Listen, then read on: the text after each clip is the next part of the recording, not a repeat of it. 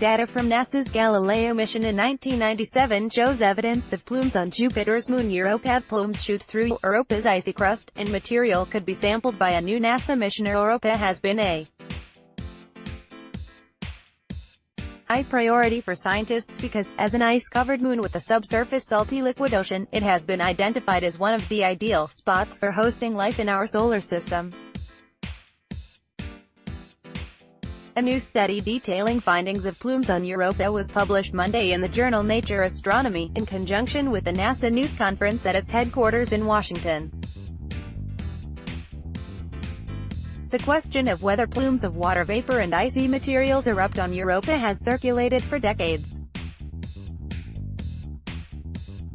During its closest flyby of Europa in 1997, less than 93 miles above the surface, the Galileo craft collected signatures of changes in Europa's magnetic field that the scientists didn't understand, said Margaret Kivilson, study author and professor emerita of space physics at the University of California, Los Angeles.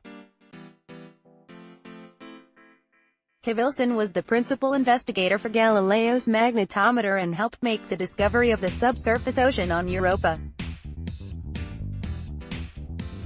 Kivilson and Shanji Jha, associate professor in the Department of Climate and Space Sciences and Engineering at the University of Michigan, Ann Arbor, decided to take a second look at those signatures.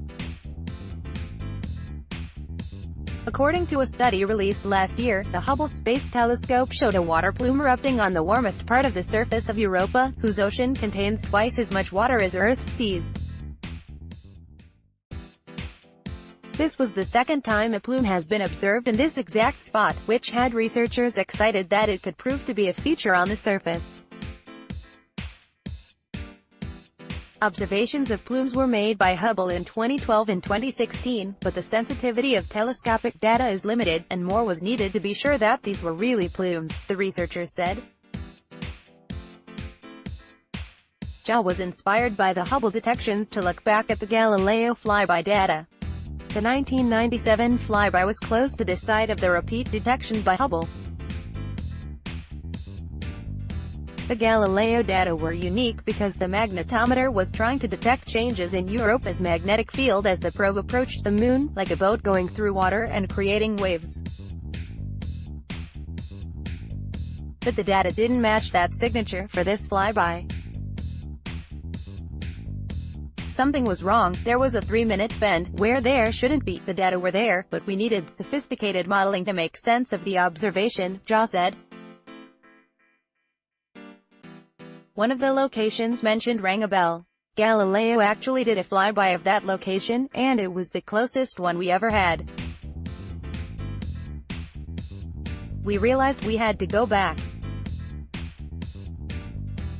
We needed to see whether there was anything in the data that could tell us whether or not there was a plume. They also looked at the Hubble observations for dimensions of the plumes and Galileo's plasma wave spectrometer data, which measured signatures of plasma waves that are caused by charged particles in the gases around Europa's atmosphere.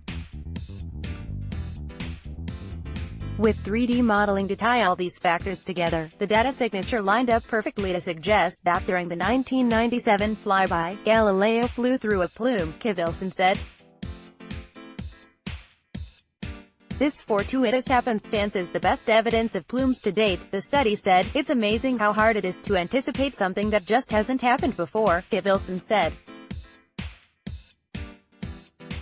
It had been discussed as a possibility, but it was certainly not something we thought was highly probable, especially 20 years after acquiring the data. The necessary ingredients for life as we know it include liquid water, energy sources and chemicals such as carbon, hydrogen, oxygen, nitrogen, sulfur and phosphorus. But we've also learned that life finds a way in the harshest of Earth's environments, like vents in the deepest parts of the ocean floor. There, microbes don't receive energy from sunlight but use methanogenesis, a process that produces carbon dioxide with hydrogen, to form methane.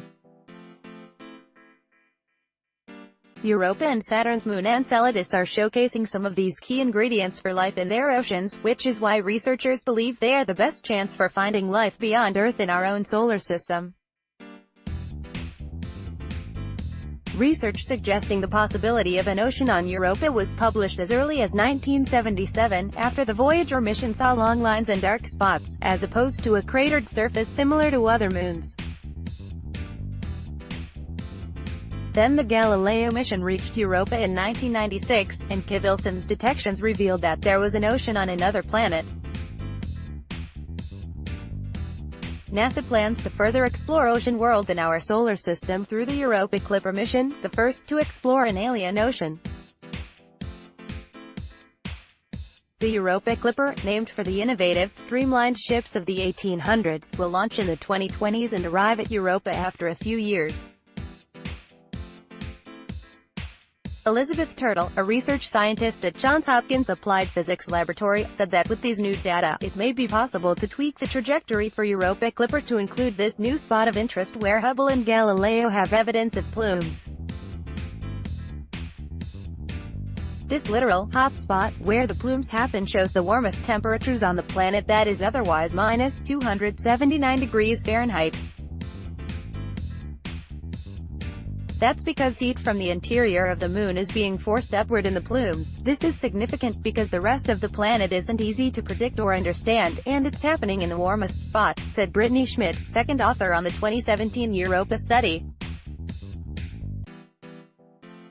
Schmidt, an assistant professor at the Georgia Institute of Technology's School of Earth and Atmospheric Sciences, is also one of the architects of the project that became the EuropaThe mission.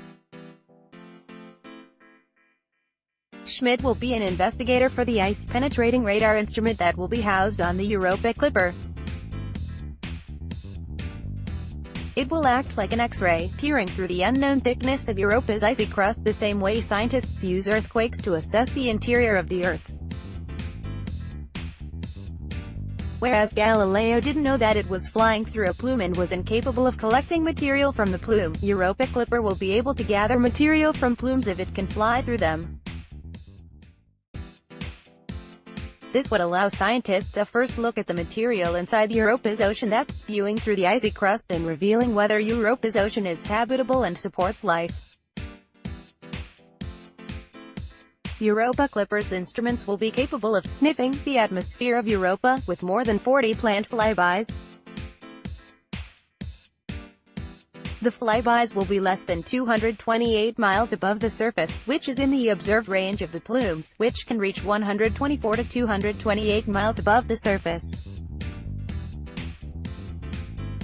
If plumes exist and we can directly sample what's coming from the interior of Europa, then we can more easily get at whether Europa has the ingredients for life, said Robert Pappalardo, EuropaThe project scientist. That's what the mission is after. That's the big picture.